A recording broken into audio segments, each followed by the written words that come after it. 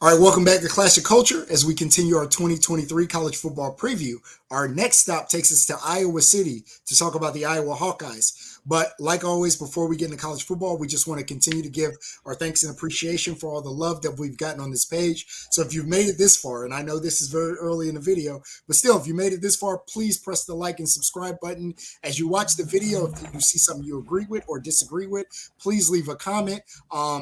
And yeah, we appreciate the love. With that being said, Steven, what's your thoughts on Iowa this year? Alrighty, when we talk about the Iowa Hawkeyes, I've said this probably 15 times at this point. This one was another really tricky one for me. The reason being, you look at their season from last year. There was a lot of close games. On the losing side, you obviously lost to Ohio State. You lost to Iowa State by 3. You lost to Michigan by 13, Illinois by 3. You got blown out by Ohio State, which is the one blowout game. Then you lose to Nebraska by 7. So, I mean, even if you want to say 3 of those games got flipped, that's a completely different season. So I think it's kind of an anomaly. It's kind of weird. But nonetheless, they finished with 5 or 6 losses. Or 5 losses. Yeah, 5 losses. They win 21-0 at the bowl game. So I think they have momentum coming in the next season. ESPN has them ranked as a number 37 according to the Football Power Index. And then they have projected win-loss about 7-5. 7-5. And then they have a 1.5% chance to win the Big Ten. And just to make sure, they're on the same side as Nebraska, right? They're in the West, yes. Okay, just making sure. They're all average teams, so I get confused sometimes. But I think having a 1% chance in the West is kind of odd, just because I think they're going to be a little bit better this year. Obviously, you lose a couple of pieces on defense, but I think 1% is kind of low. Now, obviously, maybe it might not be low because obviously you have the 3 powerhouses on the other side, so they would have to win the West and then beat them. But yeah. I don't know. 1 just seems kind of weird to me. But let's talk about their roster makeup. So like Steven mentioned, obviously Cade McNamara coming over from Michigan is one of the big stories. If you remember, before JJ took the starting spot last year, Cade McNamara actually led Michigan to the Big Ten championship and to the playoffs 2 years ago. They also bring over Eric All. Obviously, the intent of that is to replace Sam Laporta, who went in the draft. They're really number 1 receiver last year, number 1 tight end. Now they do bring back Luke Lachey, also a tight end, so they're too deep at tight end. Will be Lachey and Eric All. But like I said, yeah, you got to talk about McNamara and that piece there. And I think that is a big part of what this season is going to be. Is can Cade McNamara kind of recapture some of that magic he had as the Michigan quarterback? They did lose 2 offensive linemen. They also lost 2 guys from the defensive line. And as you see there, 2 linebackers, both Jacobs and Campbell. Campbell really the heart and soul of that defense last year, really between Campbell and Van Ness. So my concern is, how does that defense kind of get back the mojo? Iowa has been a disciplined team since the beginning of time, since Kirk Ferentz got there. That is kind of what they held their hat on. Maybe not the most athletic, but assignment football. And that's what Jack Campbell and Van Ness were all about. Just hardworking, nonstop motor guys. So can they replace that leadership? Can they replace that production? And can Cade McNamara recapture the magic he had at Michigan? If they can do all those things, this may be a very successful season for Iowa. What's your thoughts? So I know we said this in a few videos ago. I forget what team it was, where we kind of had the discussion and the dialogue about a quarterback being their ceiling is as far as that team can go. I think this is like the epitome of that. This team is like the epitome of that. The reason being, I mean, you bring back all 5 starting offensive linemen. Now, the offensive line wasn't great last year, but you still bring back 5 experienced guys in the offensive front. And Cade McNamara, obviously, he was a great quarterback at Michigan before J.J. McCarthy took that spot. But I think you put him into Iowa, he's going to be better than what they had last year with Spencer Petras. So he's going to be better with who they had last year. So I think that's obviously an upgrade in itself. But I think they're gonna play Iowa football, smash mouth football.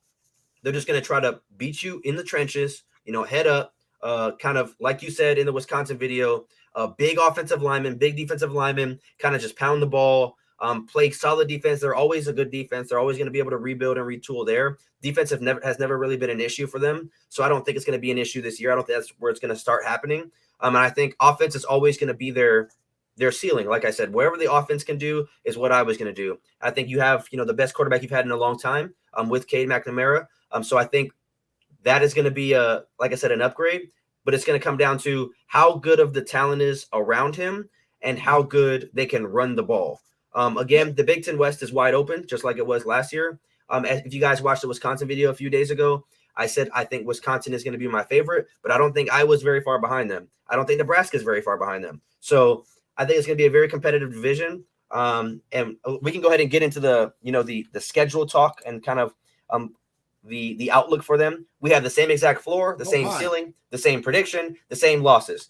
So if you guys watched the Wisconsin video, the Nebraska video, obviously you guys knew going into this that they were going to have at least 2 losses. But we also have them losing to Penn State and Michigan State. When I made my prediction, I felt like it was really easy to do a final prediction. I don't know why I felt like that, because obviously we have the floor at 6-1 and the ceiling at 11-1. I'm sorry, 6-6 and the ceiling at 11-1, which is a pretty wide, disparity. But I don't know, when I just made the prediction, it's like I was just checking off and I was kind of just like breezing through it.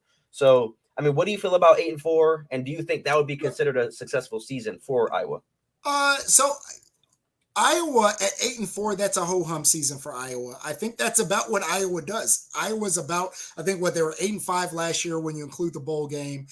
I feel like they've been like 8-4 like for the last 15 years. I think that's a Kirk Ferentz Iowa season. They probably play better than maybe the talent, especially if you look at like recruiting stars, but probably below some of the top talented teams. And I think when they get into playing those top talented teams, that's where they struggle a little bit.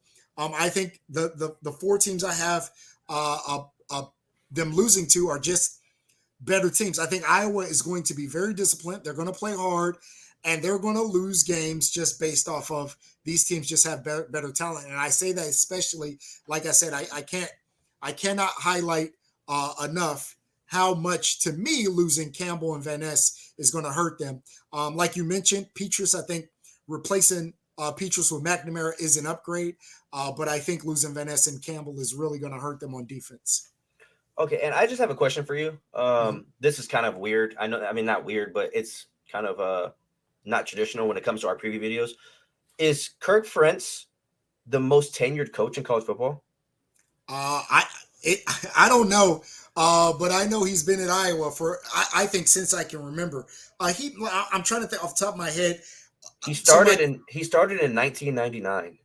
Yeah, I don't know off the top of my head. I'm gonna look this up while you talk, but yeah, I would think so.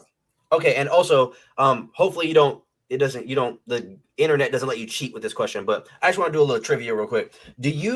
Could you tell me in 2021 Iowa's highest ranking in the AP poll at any point that year? I think you're going to be very surprised. In 2021? So I'm going to say, because you're saying this, so one, yes, it is Kirk Ferentz. Whittingham at Utah's at 17 seasons. Ferentz is at 23 seasons. So he is the longest tenured coach in college football. Obviously at one school. So I'm going to say 10. What would you think 10 is the highest they were ranked in 2021? Yeah, because Iowa can start hot, and then so they started off at number 18 that year. So do you want to change your answer, or do you want to stick with 10? No, I'm gonna say 10. They were number 2 in the country. Oh, I don't remember that. I don't remember that either. That is crazy. They were number 2. I'm not sure. It doesn't say what week, but they were number 2 in 2015. They were ranked as high as number 3. Yeah, I mean, Iowa is, because they play hard-nosed football. They're a tough team. They're a tough out. Obviously I'm an Ohio State fan. That Iowa game, no matter what, is always one of those games that cause a little bit of concern, because they are going to capitalize on mistakes and they're going to make very few mistakes. Like I said, again, as an Ohio State fan, what we've been able to do is just out-athlete them. But they play hard-nosed, assignment-based football. And Really quick before we end the video, Iowa fans, we haven't done this in any of the videos either. Iowa fans, please give us your prediction, your floor, your ceiling, your final prediction down below, so we can see how far me and my dad were off. Obviously, we're gonna have a few biased fans in here who are gonna say 12-0, or that we don't know anything because we have 8-4. 8-4 is not a bad year by any means, but fans down below, please give us your predictions. And as always, if you guys made it this far into the video, please subscribe for us. We're almost at 1,000 subscribers. Well, not almost. We're 400 away, but we've been moving pretty fast. We're almost at 1,000 though. We're gonna be doing another giveaway, giving away a signed jersey. We gave away a Charlie Ward jersey in the Florida State video to a Florida State fan, ironically. So we're gonna be doing another one of those. Please comment down below what teams you guys want to see. Tomorrow's video is actually gonna be something completely different. We're gonna be dropping a top Heisman contenders for the next upcoming season. So please stick around for that. If you guys like these kind of videos, make sure you subscribe. Make sure you hit the notification bell so you don't miss an upload. But we'll see you guys tomorrow.